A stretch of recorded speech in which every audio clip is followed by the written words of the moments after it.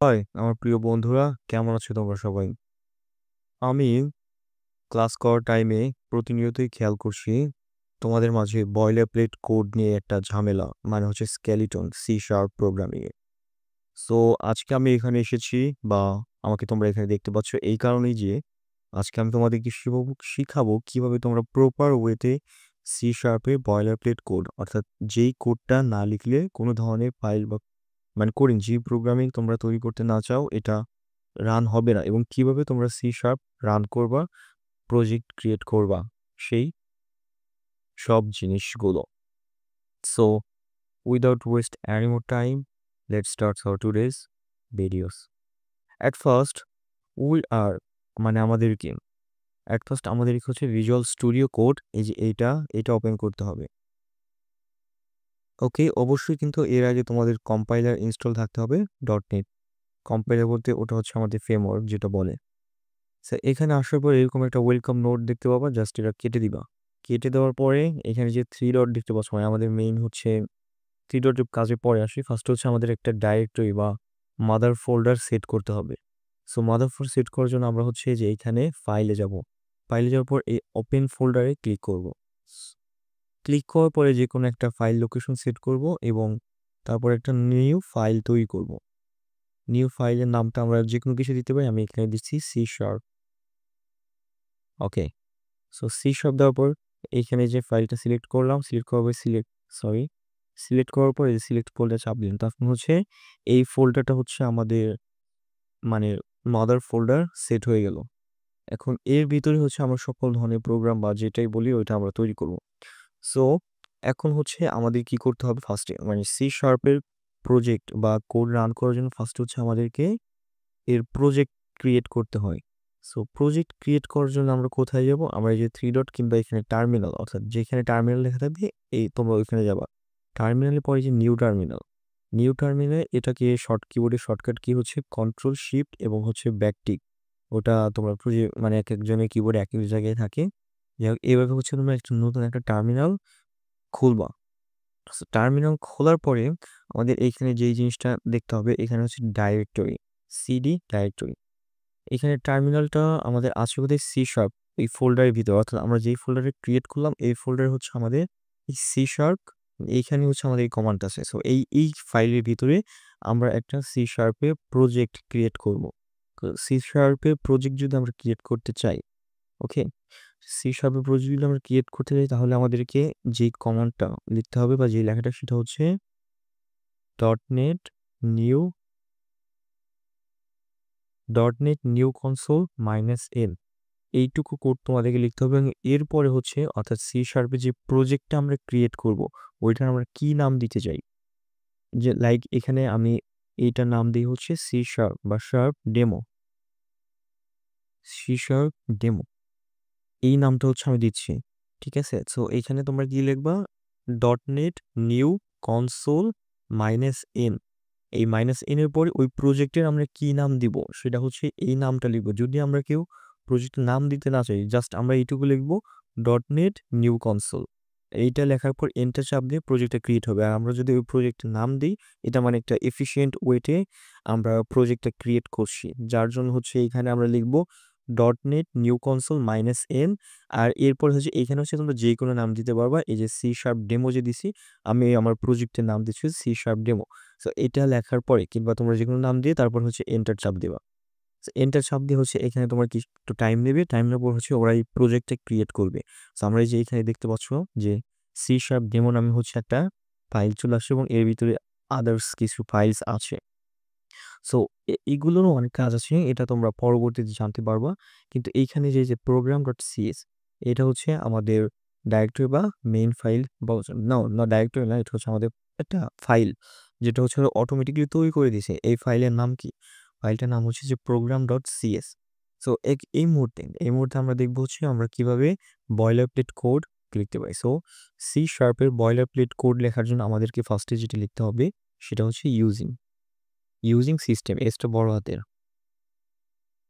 Using system, তারপর হচ্ছে এই যে কোলন, ইউজিং সিস্টেম কোলন। এবং এখন এরপরে হচ্ছে আমাদেরকে যেটা আমরা যদি ওই যে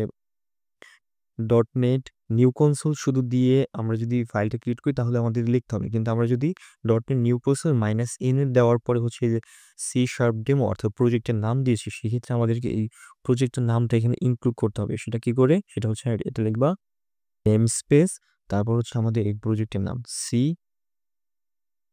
শার্প ডেমো, এটা লিখতে হবে। এই নেম স্পেসের পরে যেটা হবে সেটা হচ্ছে আমাদের যে প্রজেক্টটা আমরা ক্রিয়েট করেছি যে নামে, সেই নামটা তোমরা যেই নামে ক্রিয়েট করছো সেই নামটা এখানে দিবা। তো আমি এই যে CSHARP ডেমো এই নামে হচ্ছে মানে আমাদের প্রজেক্টটা ক্রিয়েট করছি এই জন্য। তারপরে এটার পর হচ্ছে আমাদের একটা কার্লি ব্রেসেস দেওয়ার পর এন্টার চাপ দিয়ে দিবা। ওকে, এখন হচ্ছে আমাদেরকে ক্লাস ক্রিয়েট করতে হবে। ক্লাস হচ্ছে প্রোগ্রামিং ল্যাঙ্গুয়েজ এটা অনন্য বৈশিষ্ট্য বলা চলে, মানে ক্লাসকে তোমরা একটা ব্লু প্রিন্টের মতো ধরতে পারো। এখন জাস্ট লিখে রাখো যে ইউজিং সিস্টেম, তারপরে নেম স্পেস সি শার্প বা আমার প্রজেক্টের নাম, তারপর হচ্ছে আমাদের এখানে হচ্ছে ক্লাসের নাম ইনক্লুড করতে হবে। সো ক্লাসের নাম এখানে ক্লাস লিখবো। ক্লাস লেখার পর এখানে যে নামটা লিখতে হবে সেটা হচ্ছে আমার ফাইলের নাম, অর্থাৎ তুমি এখানে যেই ফাইলটা তৈরি করবা বা যেই ফাইলের নাম, এইখানে আমার ফাইলের নাম হচ্ছে program.cs। আমরা তো সকল সি শার্পের প্রোগ্রামগুলো হচ্ছে .ca দিয়ে সেভ করি। সো এইখানে আমার ফাইলের নাম হচ্ছে প্রোগ্রাম। এই যে দেখো এই যে প্রোগ্রাম, আমি উদাহরণের জন্য আরেকটা দিয়ে দেখাবো। সো এইখানে ক্লাসের পরে হচ্ছে আমাদের ওই ফাইলটার নাম লিখতে হবে, যেমন PROGRAM প্রোগ্রাম। প্রোগ্রামের পর হচ্ছে আমার এই যে আবার কার্লি ব্রেসেস অন করতে হবে।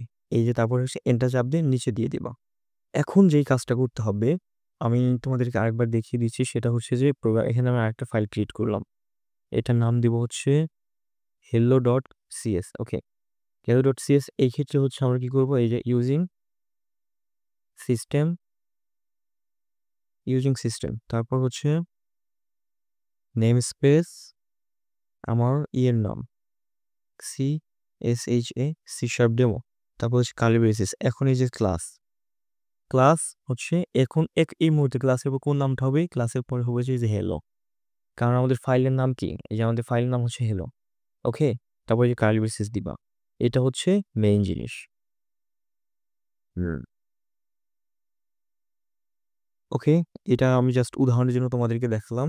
যাই হোক, তারপরে program.cs এখানে যে ক্লাস প্রোগ্রাম, মানে মেইনলি যত সম্ভব একটা ফাইলে আমাদের একটা বেশি থাকে না, যাই হোক লিখলাম তখন ক্লাস প্রোগ্রাম। এখন হচ্ছে যেই জিনিসটা লিখতে হবে, আমরা সিতে দেখেছি যে প্রত্যেকটা কোড হচ্ছে আমরা মেইন ফাংশনের ভিতরে লিখি। সো সি শার্প অর্থাৎ সি শার্পেও আমাদেরকে এই মেইন ফাংশন একটা আছে, ওই জিনিসটার ভিতরে আমাকে লিখতে হবে, কিন্তু এটা লেখার টাইপটা একটু অন্যরকম। এটার জন্য আমরা ফার্স্টে লিখতে হবে স্ট্যাটিক কিওয়ার্ডটা লিখতে হবে। আবার জেনে রাখো এটা হচ্ছে জাস্ট ফাংশনকে গ্লোবাল করার জন্য ইউজ করা হয়, আরও অন্য কিছু ইউজ আছে। স্ট্যাটিক ভয়েড মেইনটা বড় হতে, তারপর হচ্ছে ব্রেসেস মতো প্যারেন্থেসিস, সরি। তো প্যারেন্থেসিসের পর হচ্ছে এখানে তোমাদের যে লিখবে সেটা হচ্ছে স্ট্রিং স্কোয়ার ব্র্যাকেট আর্গুমেন্ট এবং তারপর কার্লি ব্রেসেস দিয়ে এন্টার। এইটুকু কোড হচ্ছে বয়লার প্লেট কোড। তুমি সি শার্পের যত কিছু এখানে লিখতে না চাও এইটুকু তোমাকে লিখতেই হবে। সো এইটুকু লেখার পরে হচ্ছে এখন আমরা জাস্ট একটা লিখি যে আমরা একটা লাইন প্রিন্ট করে দেখি। তার জন্য আমাদের কি করতে হবে, কনসোল ডট রাইট লাইন, এখানে আমরা লিখবো হচ্ছে আমাদের উত্তরা ইউনিভার্সিটি, না এখানে আমরা লিখে হচ্ছে আমাদের ব্যাচের নাম 61G। এই জিনিসটা আমরা এখন প্রিন্ট করব। সো এখন কথা হচ্ছে যে আমরা এটাকে রান করব কিভাবে। রান করার জন্য হচ্ছে আমাদেরকে যেতে হবে হচ্ছে টার্মিনালে। সো টার্মিনালটা কিভাবে অন করবা, ওয়েট, টার্মিনালটা অন করার জন্য হচ্ছে তোমাকে এই যে terminal control shift plus new terminal গেলাম বা ক্রিয়েট করবা, টার্মিনালটা অন করবার এরকম একটা ইন্টারফেস আসবে। সো ইন্টারফেস আসার পর হচ্ছে এইখানে তোমাকে ফার্স্ট হচ্ছে ডাইরেক্টরি সেট করতে হবে। এখানে তোমার এই যে ডাইরেক্টরি আছে ডেস্কটপ সি শার্প, অর্থাৎ তোমার যে মেইন ফোল্ডার যার ভিতরে তোমরা এই প্রজেক্টটা স্টোর করতেছো সেই ডাইরেক্টরিটা আছে, কিন্তু আমার প্রজেক্টের নাম হচ্ছে সি শার্প। সো এই ডাইরেক্টরি বা কন্ট্রোল বা এইখানে হচ্ছে আমাদেরকে এটা আনতে হবে। সো এটা আনার জন্য আমরা লিখবো হচ্ছে সিডি CSH আমাদের ওই প্রজেক্টের নাম CSARP সি শার্প ডেমো। তো আমরা এটা লিখবো যে সিডি সি শার্প ডেমো, অর্থাৎ তোমরা যেটা প্রজেক্টের নাম দিয়েছো ওইটা সিডি সি শার্প ডেমো দেওয়ার পর এন্টার দেওয়া। তাহলে হচ্ছে এখানে দেখতে পাচ্ছ যে আমাদের সি শার্পের পরে হচ্ছে এটা মানে আমাদের টার্মিনালটা সি শার্প ডেমোতে প্রবেশ করছে। এখন হচ্ছে আমরা যেটা লিখবো এই যে আমাদের সি শার্প ডেমোটাই হচ্ছে যে ফাইলটা আছে, ঠিক আছে। এখন হচ্ছে এটা রান করবো আমরা। এটা রান করার জন্য আমরা লিখবো হচ্ছে .NET রান, লেখার পর এন্টার চাপ দেব। সো একটু ওয়েট করতে হবে।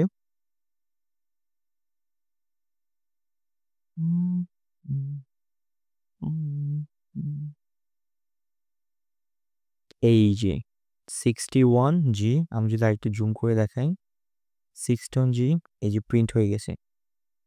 এখানে একটা ওয়ার্নিং আছে যেটা পরবর্তীতে দেখবো যে দুইটা ফাইল না দিলাম, জাস্ট একটাই রাখলাম, তারপর আবার লিখলাম .NET রান, একটু টাইম নেবে। 61G প্রিন্ট হয়ে গেছে। সো এটাই হচ্ছে আমাদের বয়লারপ্লেট কোড। এখানে আমরা যে কোনো কিছু লিখতে পারি 61G HE HE hello world and you, তারপরে আবার কি টার্মিনাল অন করব। এটা আমার নতুন ডাইরেক্টরি চাচ্ছে আবার, প্রবলেম নাই। CD C sharp demo .NET run.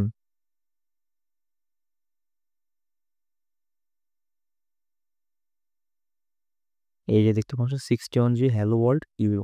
So এটাই হচ্ছে আমাদের বয়লারপ্লেট কোড, এবং আমরা যত ধরনের কোড লিখতে চাই সেটা হচ্ছে আমাদেরকে এই যে মেইন ফাংশন, অর্থাৎ হচ্ছে এই যে এইটুকুর ভিতরে, এটা একটু বড় করতে পারো আস্তে আস্তে, এর ভিতরে হচ্ছে আমাদের সব ফাংশন অর্থাৎ মেইন ফাংশনের কোডগুলো যেটা লিখতে চাও, for loop, while loop, EPS এগুলো লিখতে হবে। এবং সো আজকের জন্য এইটুকুই। আশা করি তোমরা বুঝতে পেরেছো কিভাবে আমাদের বয়লারপ্লেট কোড এবং সি শার্পের বেসিক। So thank you.